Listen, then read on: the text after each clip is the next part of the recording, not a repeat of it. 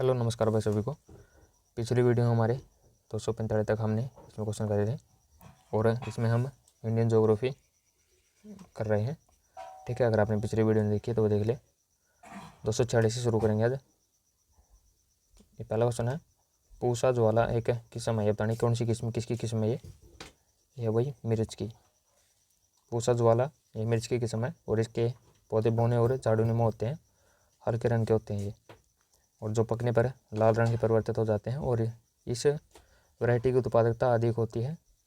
और मिर्च की जो कुछ अन्य किस्में हैं जैसे पंतशिवन, NPA 46 है, आर्कुलोहित, भाग्यलक्ष्मी, कल्याणपुरम, चमन, आंध्रा ज्योति और पंजाब लाल।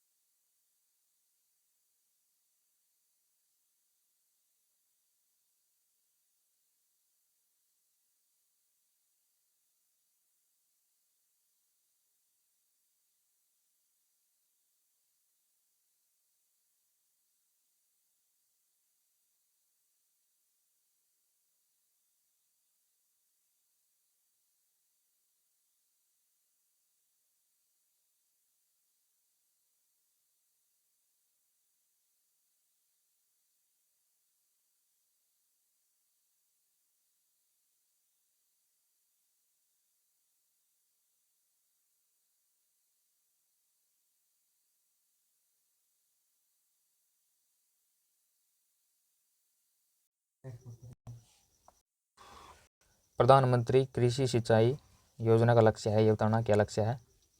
इसका उत्तर वही है,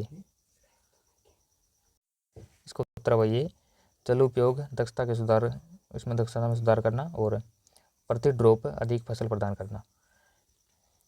तो देखते हैं, प्रधानमंत्री कृषि सिंचाई योजना का लक्ष्य है जल उपयोग दक्षता में सुधार करना और प्रति ड्रॉप अधिक फसल उत्पादन करना।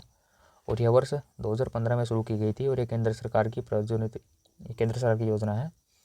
केंद्र राज्य की हिस्सेदारी इसमें 75% केंद्र की और राज्य की 25% है। तथा उत्तर पूर्वी क्षेत्र में पहाड़ी राज्यों के मामले में यह अनुमान 90 और 10 का रहेगा।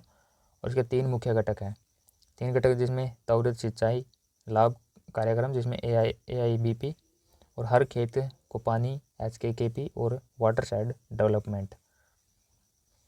इसके बाद नेक्स्ट, भारतीय कृषि अनुसंधान संस्थान IARI कहाँ पर स्थित है, यह है भाई नई दिल्ली में।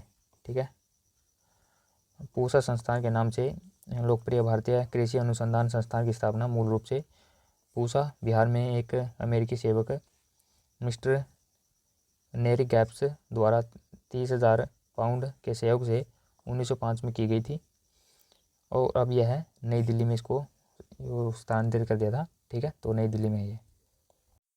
इसके बाद नेक्स्ट है, भारत में गेहूं जीन बैंक कहाँ पर है, ये बताना है। तो ये है भाई करनाल में। ठीक है, करनाल हरियाणा। भारत में गेहूं जीन बैंक करनाल में स्थित है और जीन बैंक एक प्रकार का जैव संग्राहक है जो आनुवंशिक सामग्री को सुरक्षित करता है। इसके बाद नेक्स्ट, निम्नलिखित में से कौन सी नकद फसल नहीं है, ये बताना कौन सी नहीं है। तो ये जो मक्का है ये नहीं है, बाकी तंबाकू नकद फसल है, गन्ना नकद फसल है और कपास भी है। नकदी फसलों में व्यापारिक फसलें इनको कहते हैं और ये वे फसलें होती हैं जिनकी कृषि व्यापारिक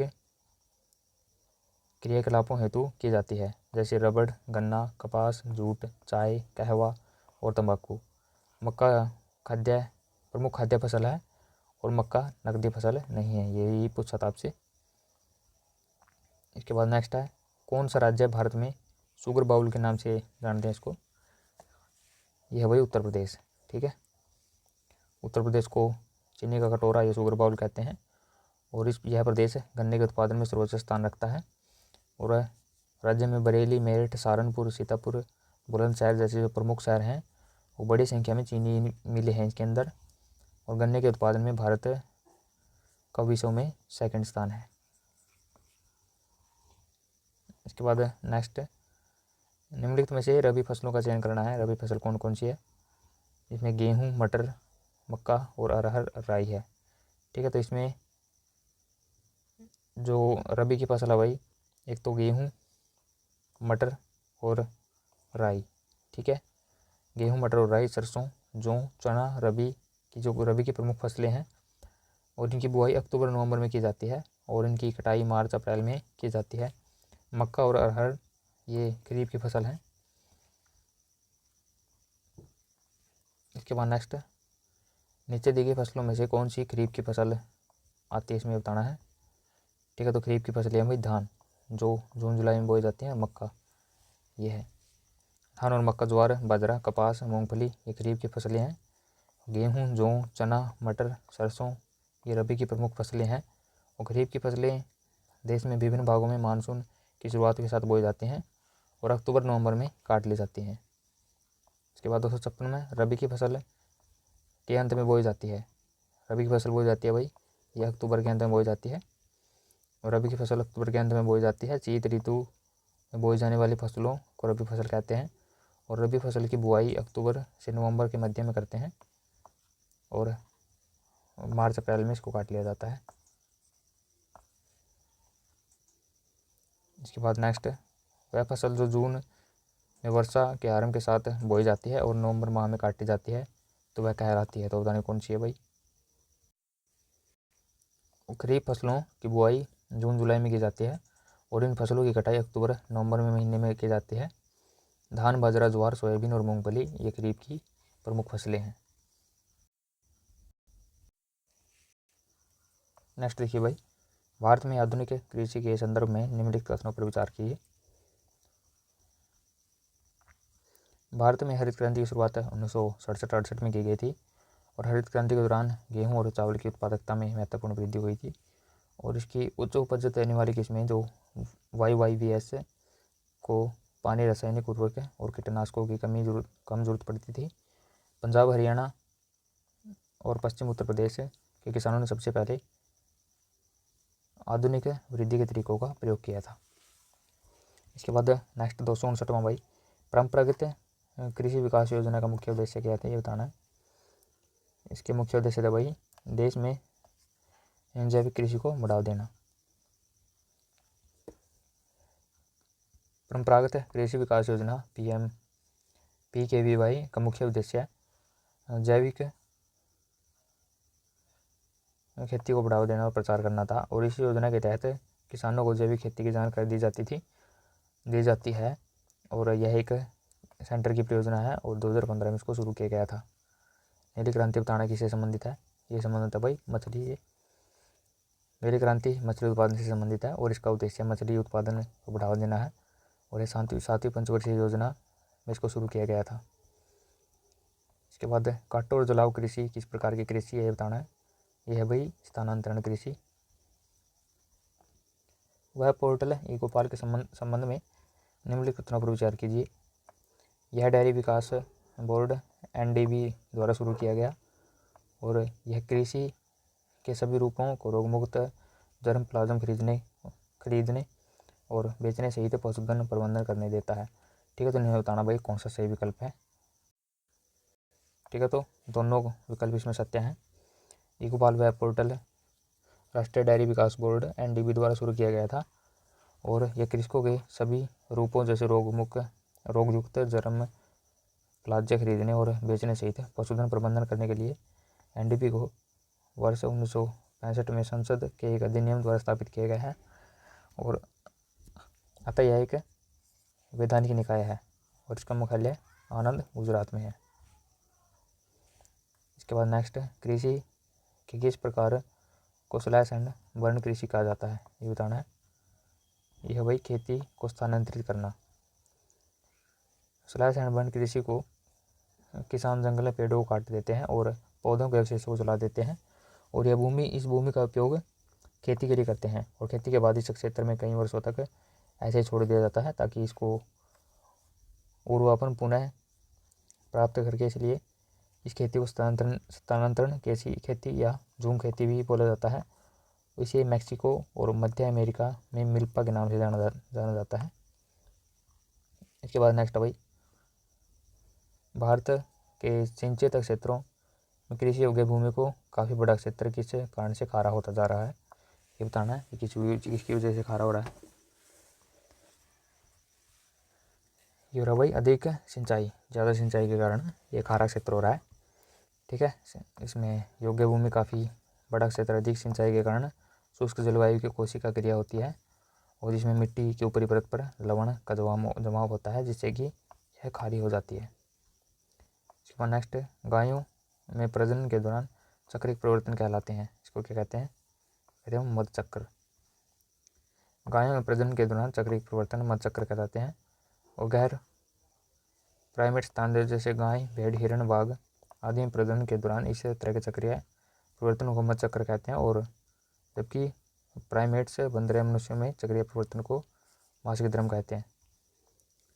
इसके बाद नेक्स्ट, हिमालय के सबसे ऊंचे ग्रीष्म घास के मैदानों को क्या कहते हैं, ये बताना है।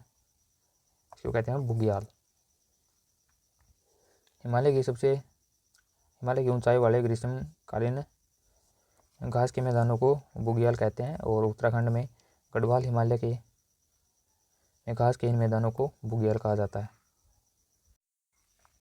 इसके बाद नेक्स्ट, रबी और खरीफ के अतिरिक्त भारत में तीसरी कौन सी फसल होती है, कौन सी ऋतु कौन सी है, ये बताना भाई। ये वही जायद। रबी और खरीफ फसलों को गर्मी के महीनों के दौरान जायद की फसलें उगाई जाती हैं। और जायद के दौरान उगाए जाने वाले जो प्रमुख फसलें हैं तरबूज, खरबूजा, खीरा, ककड़ी, सब्जियां और चारे वाली फसल हैं। इसके बाद नेक्स्ट, मुर्रा किसकी किस्म है, ये बताना है। तो मुर्रा किस्म है भाई भैंस की। मुर्रा भैंसों की सबसे महत्वपूर्ण नस्ल मानी जाती है और जिसका घर हरियाणा में रोहतक, हिसार, जींद और पंजाब के नाभा और पटियाला जिले हैं। और मुर्रा भैंस प्रतिदिन औसतन 8 से 16 लीटर दूध देती है और इसके दूध में 7% तक वसा होती है। इसके बाद नेक्स्ट, डबल टोन दूध के लिए PFA का मानक है, ये बताना भाई क्या है। तो ये भाई 1.5% फैंट और 8.5% NFA।